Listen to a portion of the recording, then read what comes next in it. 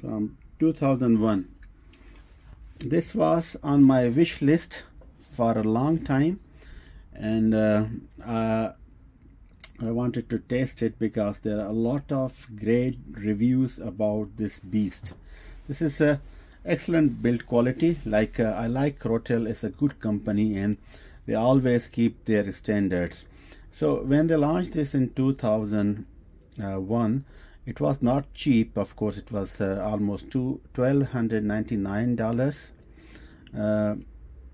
and it's 15 kilos. It has 5 channels. Each channel produces 75 watt output. An amplifier they have used very nicely, very simple treble and bass here, and you see these are all inputs. So you have a CD tuner, it has a built-in AM FM radio. Also it has a tape input, video 1, video 2, video 3, 4, 5, and also these are the modes for stereo 2 channel. I mean, this is my favorite mode, where I just input a CD with a TDA deck chips, and I play the music and produce excellent sound. It works like a 2 mono channels. Excellent pure sound, no feedback, just a basic stuff. And this is the stereo, but this require 2.1 channel, so you have a possibility to add up a subwoofer if you don't have a very balanced speakers. And this is the Pro Logic and digital signal processing DSP mode, and it has a many DSP modes. You can choose different music 1, music 2, so on so forth. And this is a 5.1 channel input, so you can input 5.1 channel, and then all channels go output for the sound surround system, like that time on the DVD people were watching and using it as a home theater. And this is the dynamic range, and this is the zone you can select for that, and this is for the recording. And these features are associated only with the tuner. So this is, if you go in the tuner with this, you can manually tune. Of course, with the remote can be done. These are the band, AM, FM, and these are the preset, 10 preset. And you have also direct input, which is always good. Basically, what it does, so if you put the CD, tape, phonograph, whatever you put in the direct input, you just take it from there, and it amplifies without any too much digital signal processing. So you might choose 2 channels and direct input, excellent. But you have also possibility to select the mono, and it works on all features. So if you select the mono, like if you have an old record, they are only recorded in mono, but you wanted to listen on 2 speaker, that is the very good feature also. And the memory, so basically these they are related features to the tuner, and here these are the input, and these are the modes, different modes you use for the signal processing and the output. And it's a very nice knob for the volume control. It has a steady feeling, and you have a treble and the bass. And actually how I acquired that, I made another video. I'll put in the playlist so you can see. I started looking, and I was lucky that one of the gentlemen within the Netherlands, he has offered for it, and then we negotiate, and we agree on the price, and then I went to collect myself, because I don't want this baby to get damaged while in shipping, because it's the beast, it's very heavy. But if you are interested to read more about it, there are excellent review, especially the person, this Wayne Garcia. He always made a good audio reviews. Basically he's not the one who supports like the brands are getting, like me. He's just an individual, but of course he write in many magazines. There were AV Review, one of my favorite magazine. Over there he was writing it, and those magazines now also available on the internet. You can Google for them. And another good review about it was Made in Watt Hi-Fi.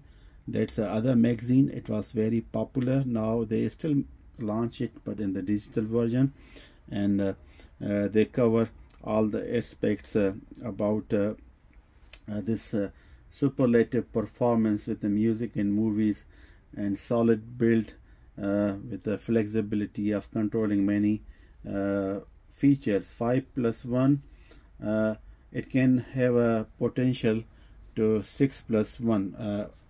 I mean, if you add the subwoofer, which you don't need to, because all 5 channels, they have a beefy 75 watt output. And if you have a good speakers, you really don't need a subwoofer. But if you can add it, then it became a 6.1. But yeah, I can turn it back and I show you all the inputs, and then I'll make a test. I think I'll make a test with them on the Warfedel Denton 3 speakers, and that video I'll make separate and add into the playlist so you can see the sound test also. But meanwhile, I wanted to share on the back side all the inputs with this excellent amplifier. You may see it's quite heavy, and I'm trying to be as polite as I can. Okay, so maybe like this. I think you can see it. Yeah, perfect. Power input, center speakers, left and right, rear and the front. For the stereo I use only these, and the 2-channel, this sounds perfect. And then we come here, you have FM antenna, 75 ohm coaxial cable, or AM loop antenna with the ribbon. And then you have here you have a CD input, you have a tape input and output, and you have this video, which I show you 1 2 3 4 video inputs, and you have 4 video output also. And this is the composite in if you want, and this is the composite out for the videos. And this is the monitor out. If you wanted to plug the monitor, you can do so, but now it's a HDMI, so this is sort of an old technology. But still, some people, they have a AV out monitors you can connect in also. These are the S video connections, so these are all videos in. Basically what they do the same function here. So this is just a different input. This is the RCA, these are the S video in, and these are the out basically. And the same, this is from the RCA out, and you have the S video out, depending which kind of cable you are using, which kind of output device you have basically. So you can either use them or them or them for input and output. And this is the digital output. You have an optical and you have a coaxial. This is excellent, and this works as a preamp also. You know, if you just wanted to preamp phono, you can use it also, or any preamp. You have a CD player, you can also preamp, and this is the digital out for that, and you can amplify it. You can take it from there and you can feed the way you want. You can also feed an input also, then you can bypass the circuitry, but it is advisable when you use as a pre, you have to use a separate amplifier. These are the coaxial digital inputs.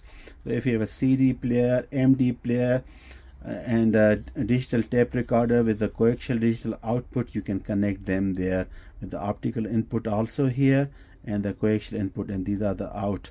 And these are 5.1 channel input basically. So for the front one, the video theater, the rear one, the center, and the subwoofer, and you have the zone out also, left and right, and a lot of excellent features. You may see it. So so you can also take out directly from there also, but you have also output if you wanted to do pre. So you give the input here, then you can take a pre out from here, because some of the subwoofers, they have a built-in amplifier, then you use this one to drive it over there. So that's how it looks, all the input on the back side. you may see it is a quiet excellent job the Rotel has done in 2001 to build such a good amplifier with a variety of channels. Personally, I am the fan only of the mono blocks. So if you have a 2 channels input output, maximum 4 speakers for audio listening, and that's I think mostly I seek. Of course, I use 5+1 and 7+1 also, and watch Blu-rays.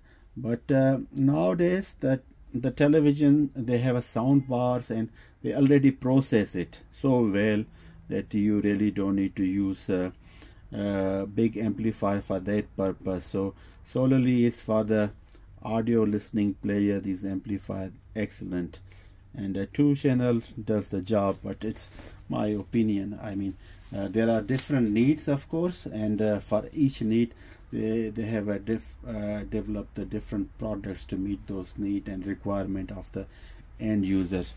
So I think it's worth if you can find it a good price, and I can go through in my other video. I'll tell you how much I get it. Not very big price, of course, very reasonable price, but I can tell you also at the moment which are available in the second-hand market in good condition.